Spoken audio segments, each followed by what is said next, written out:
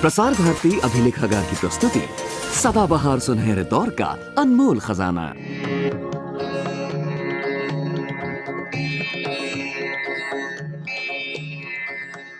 कलाकार नमस्कार, कलाकार नमस्कार, नमस्कार नमस्कार, कलाकार नमस्कार,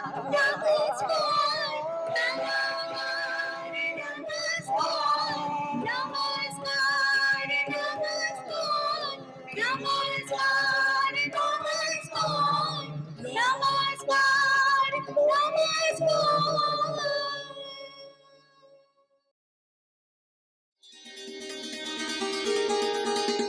हमारे आज के समकालीन कला जगत के महान कलाकार डॉक्टर दिनकर कौशिक। विश्व भर में हर देश अपनी कला और संस्कृति के बीच ही पनपता है, विकसित होता है और अपने भविष्य का निर्माण करता है। सदियों से चली आई परंपरा को आसानी से नहीं छोड़ा जा सकता। कहीं न कहीं कुछ ऐसे विद्वान और पारखी लोग जरूर रहते हैं जो कला और संस्कृति के बचाव के लिए प्रेरणा देने को तत्पर रहते हैं। ऐसी ही कुछ कहानी रही हमारे देश की, जब 18वीं सदी के मध्य से लेकर भारत को आजादी मिलने तक बहुत से बुद्धिजीवियों ने अपनी कला और संस्कृति को बचाने का प्रयास अंत तक जारी रखा।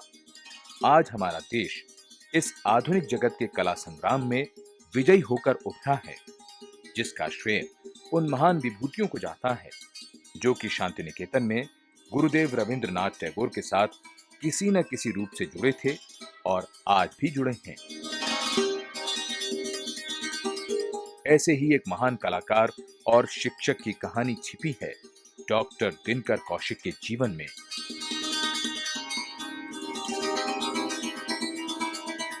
नंदलाल जी के बाद शांति निकेतन की पहचान है डॉक्टर दिनकर कौशिक। 90 वर्ष की आयु के नजदीक पहुंचकर भी आप अभी तक कला के क्षेत्र में कार्यरत हैं। जीवन के इस अंतिम पड़ाव में आप अपनी अर्धांगिनी पुष्पा देवी के साथ कला भवन के नजदीक ही शांति निकेतन के सुंदर और शांत वातावरण में अपने अन्य शिक्षक साथियों जैसे KG. Subramanian, professor सनतकर, professor Somnath होर, प्रोफेसर शर्बरी रंजन रॉय आदि के साथ रह रहे हैं। कला भवन के पूर्व प्रधानाचार्य से लेकर अन्य शिक्षक व कई छात्रगण अभी भी आपसे मिलने, कोई भी सलाह लेने के लिए बेझिझक आपके घर आ जाते हैं, जिनसे मिलकर आप न केवल सलाह मशवरा देते हैं, बल्कि जिस सरलता और मधुर भाव से आप उन पर स्नेह बरसाते हैं, वो सब कुछ तो अनुभव करने की ही बातें हैं। महान व्यक्तित्व वाले सत्यजीत रे से भी आपकी अच्छी मित्रता रही।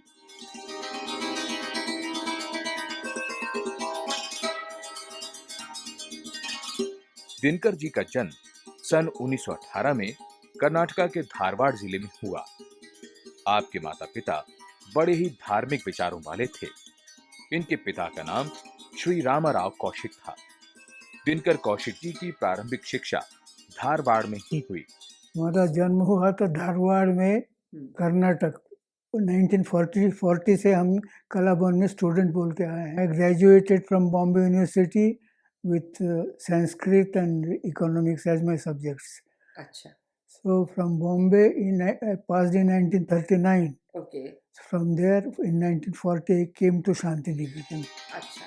इसके पश्चात आगे की पढ़ाई इन्होंने पुणे के फर्ग्यूसन कॉलेज से की। 1938 में स्नातक की डिग्री इन्होंने मुंबई से हासिल की और उस वक्त इनके विषयों में संस्कृत तथा अर्थशास्त्र थे।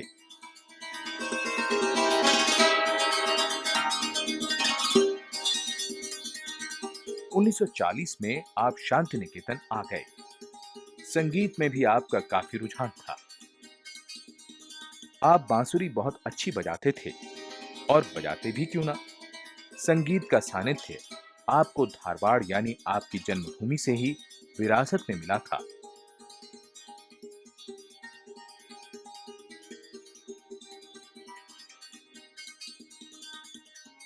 संगीत की दुनिया के वो महान नवरत्न भी यहीं से थे, जिनका नाम आज दुनिया भर में रोशन है।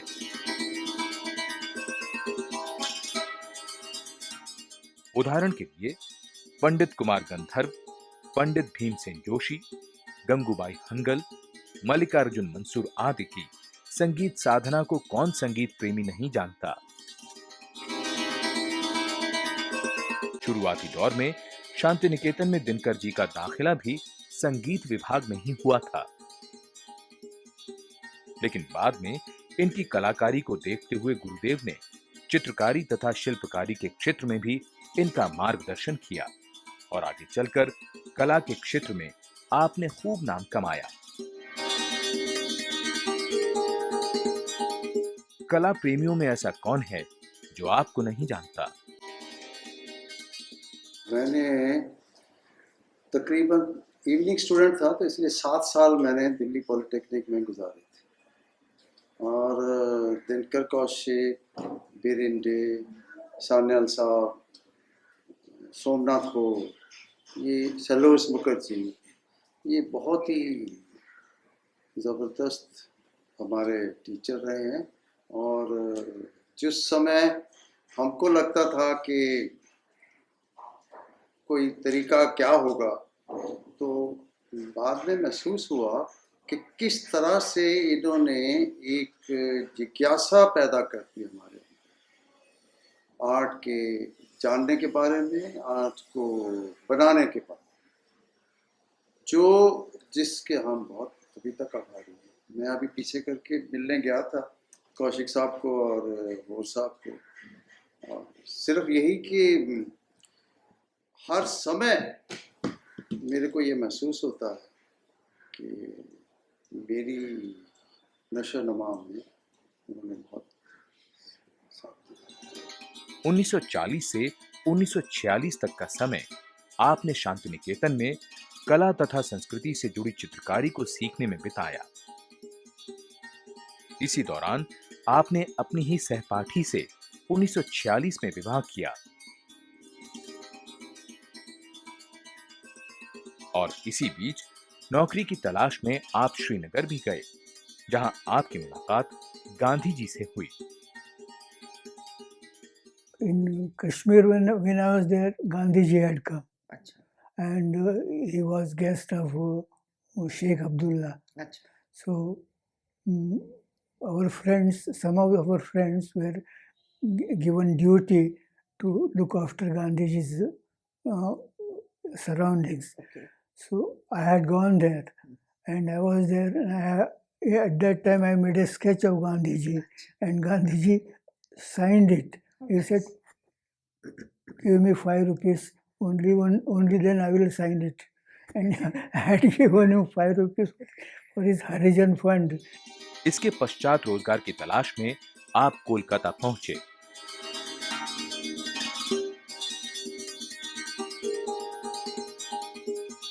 From Kashmir, I came to Calcutta. Calcutta, I was there for some time, trying to find some job or something. I couldn't. I went back to Delhi. And Delhi, with Sanyal and Kulkarni and all that, we had a Delhi Shilpi Chakra. Sanyal was the main spirit. And then Kulkarni was there, Dhanraj Bhagat was there, Kesri was there, and I was there, Mago was there. Shankar market में वो शिल्पी चक्र का जमीन ये flat था। वहाँ we used to have exhibitions and all that. 1952 से 1964 का समय आपने दिल्ली के कॉलेज ऑफ आर्ट में एक शिक्षक के रूप में बिताया। दिल्ली में 1948 से 64 तक थे। दिल्ली कॉलेज ऑफ आर्ट, वो तो अर्पिता सिंह है, अर्पिता का हस्बैंड, ये दोनों ही कला दिल्ली आर्ट कॉलेज के स्टूडेंट थे। परमजीत। और फिर ये रामेश्वर ब्रूटा जो है त्रिवेणी में, शोभा ब्रूटा, दोनों ही दिल्ली कॉलेज ऑफ आर्ट के स्टूडेंट है। फिर नंद काटियाल एक है, ये सब हमारे स्टूडेंट रहे। इसके पश्चात 1964 से 1967 तक लखनऊ के कॉलेज ऑफ आर्ट में भी एक अध्यापक तथा प्रधानाचार्य के दायित्वों का निर्वाह आपने बखूबी किया। दिल्ली से हम लखनऊ गए as a principal of government college of art. अच्छा I was there for 3 years अच्छा and then I was called to Kala Bhavan as a principal. अच्छा So in 67 I came to Shantiniketan अच्छा and since then I am here. 1967 में आपको एक शिक्षक तथा प्रधानाचार्य के कार्यभार को संभालने की जिम्मेदारी शांति निकेतन की तरफ से मिली और तब से आपने यहीं शांति निकेतन में ही अपना निवास स्थान भी बना लिया है।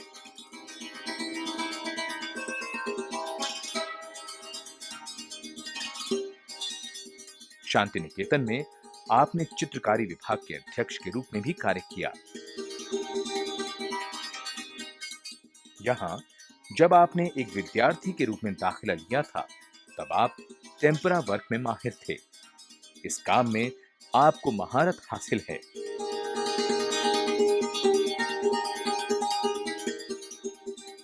उस समय सत्यजीत राय was my classmate. अच्छा Satyajit was a classmate okay and we traveled together to Ajanta, Ellora, all these places, Konark and all these. We were colleagues and we studied together. अच्छा उस वक्त तो नंदलाल बोस के स्टूडेंट थे. जी We used to follow Nandlal Bose's अच्छा type kind of work of tempera.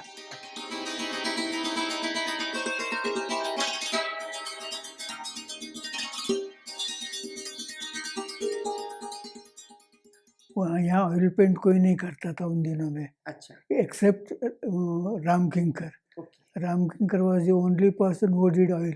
अच्छा But others, everybody else here, they were working in tempera and watercolor. उस समय हम लोगों का क्लास का जो काम होता था उसमें से Nandlal would select some work and every year our work was exhibited. Okay We had no examinations, अच्छा no tests. Okay Our work was exhibited and on that he would say that you have promoted to next year. अच्छा So we had no examinations. Okay Now there are so many examinations, so many written papers and all that.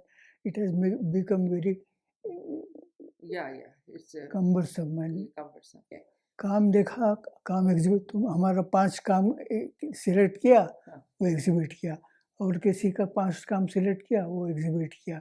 And then the team, Nandlal Bose, Binod Bihari and Kinkar and all those team would go around and see, this work is all right, he can be promoted.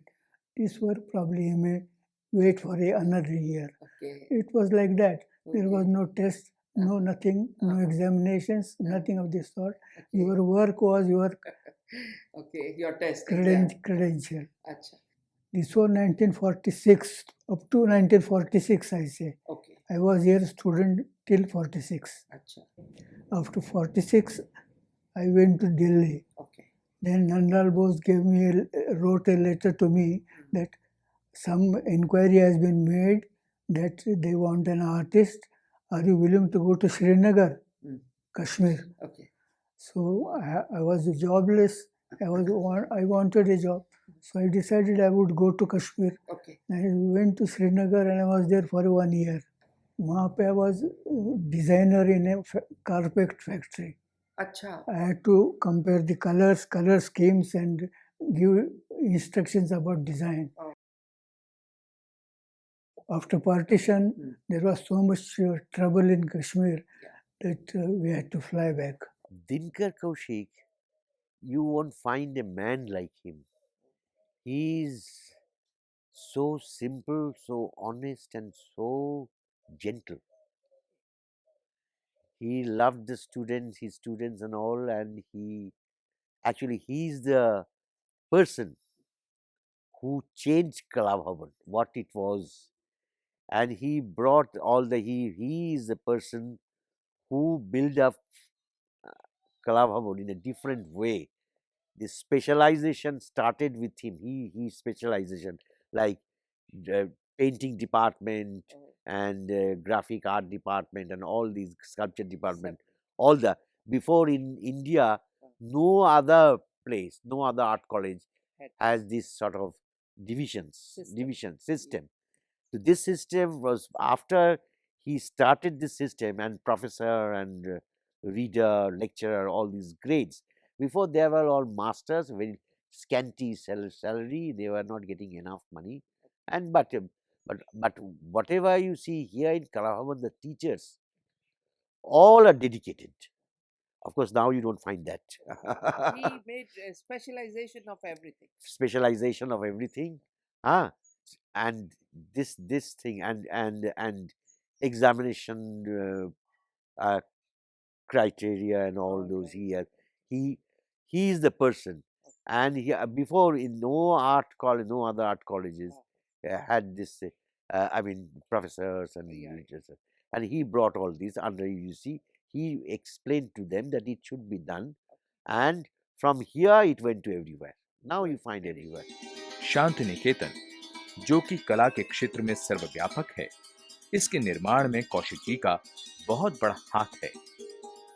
जब आप एक प्रधानाचार्य के रूप में यहाँ नियुक्त हुए थे, उस वक्त यहाँ के विद्यार्थियों के लिए आपने उपयुक्त शिक्षकों का भी चयन किया था। प्रिंट मेकिंग में बैचलर डिग्री का आरंभ भी आपके ही द्वारा हुआ था।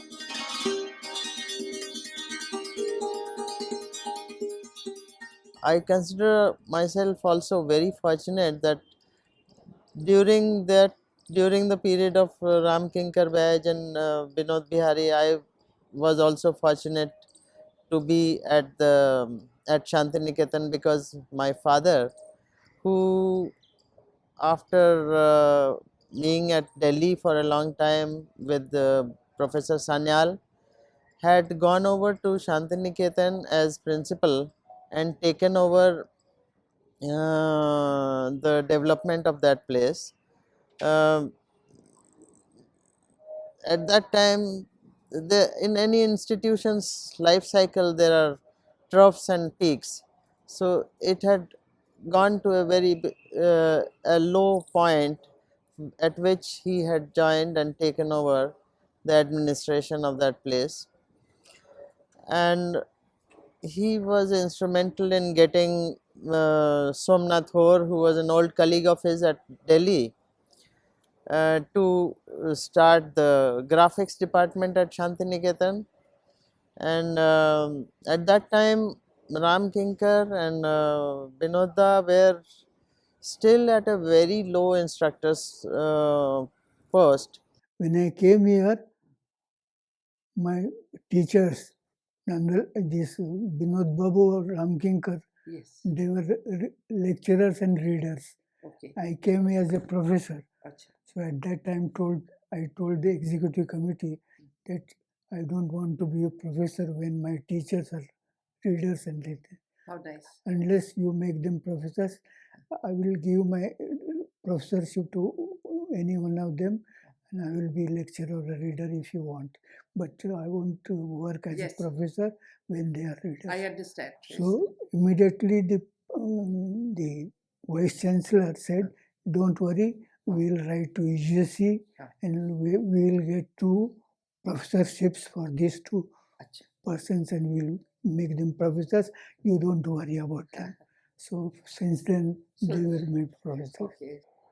Somnath Hor and Ajit Chakravarti and Dinkar Kaushik realized that there is a need for a corpus fund which would look after the emergency financial necessities of the students. And for that, they thought the best way to raise fund is through holding a fair and raise money through their sale. Then a corpus fund can be built which will look after the students' needs in emergency situation. That's how the Mela came about.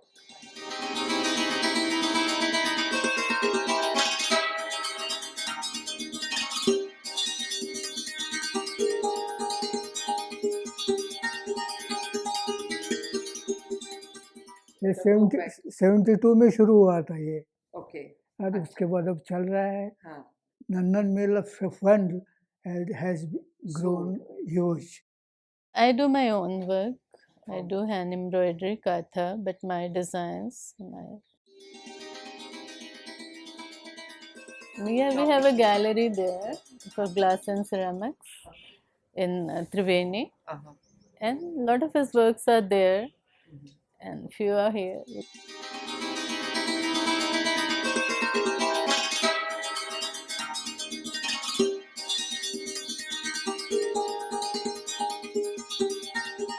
He was a great administrator, but because of spending so much time in administration and building up the institution, he was losing out on his work. Yeah. So again, after retiring, he started a lot of painting and works again. Meanwhile, he has been writing a lot. He was a prolific writer, and he has a number of books which he has written, and also so many articles in Desh and various in Bengali, in Hindi, and in English, and in Marathi. देश के प्रतिष्ठित कलाकार और कला समीक्षक श्री दिनकर कौशिक ने न केवल कला के क्षेत्र में ही अपना नाम रोशन किया, बल्कि आप एक महान लेखक भी हैं। आपने काल और कला नाम से हिंदी में एक पुस्तक का भी प्रकाशन किया। विभिन्न पत्र पत्रिकाओं में कला पर आपके कई लेख भी प्रकाशित हुए हैं। समय समय पर आपने देश विदेश की अनेक प्रदर्शनियों में भी शिरकत की। इसके अलावा आपने कई लेखों का भिन्न भिन्न भाषाओं में रूपांतरण भी किया है, जैसे age and image, Nandalal Bose, blossoms of light, Okakura काकुजो आदि। दिल्ली में जाते थे उनके पास मिलने, वो बुलाती थी, कुछ होने से इंदिरा गांधी बुलाती थी हमें। शुरू में जंतर मंतर आचार्य कृपलानी के यहाँ हम लोग रहे थे, तो वो आना जाना रहता था काफी। सबसे अच्छा तो शांति निकेतन का लाइफ है, बहुत ही उस समय ना कुछ इंस्पायर्ड होकर सब काम भी, पेंटिंग करने में भी बहुत अच्छा लगता था, खेलने में, डांस वांस करते थे। गुरुदेव थे, जब हम स्कूल में यहाँ पढ़ने आए ना तो गुरुदेव थे, तो अलग ही लाइफ लगता था इस दुनिया में नहीं है और कहीं। जैसे मॉडर्न शादी, लव अफेयर करके कला भवन में थे ना, हम भी थे, ये भी थे, तभी जान पहचान हो गए। और हम लोग के घर के फादर मदर सब एडवांस, वैसे किसी ने कुछ नहीं कहा, ऑब्जेक्शन नहीं था किसी को। कुलकर्णी और वो है ना जगदीश मित्तल, दो जने तो बराती थे। इनके जो फादर मदर सब छुटपन में डेथ हो गई थी ना, कॉफी हाउस में बहुत सब बैठते थे, हम भी जाते थे। उस समय हम भी अपने को आर्टिस्ट समझते थे। सब तब एकदम नए नए सब पाकिस्तान से आए थे ना, सबके हालत गड़बड़ थी। हम लोग भी कश्मीर से आए थे उस समय, रिफ्यूजी टाइप के लोग। लेकिन बड़े खुश रहते थे सब। लड़की और छोटा लड़का कैलिफोर्निया में है, दिल्ली में बड़ा लड़का सिर्फ है। एक महान लेखक, अध्यापक एवं कला आलोचक के रूप में आपने काफी ख्याति हासिल की।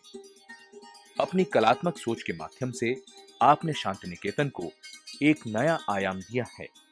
श्री कौशिक अपने सरल तथा सहयोगी स्वभाव के कारण अपने छात्रों में सदा लोकप्रिय रहे हैं।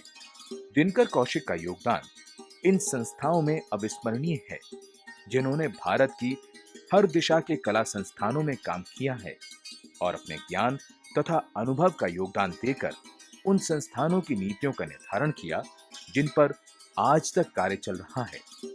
आज दिनकर कौशिक जी हमारे बीच हैं, ये हमारा सौभाग्य है। हम कौशिक जी को कला स्तंभ मानते हैं। हम उन्हें और उनके माता पिता को शत शत नमस्कार करते हैं, जिन्होंने डॉक्टर दिनकर कौशिक जैसा सपूत भारतीय कला जगत को दिया।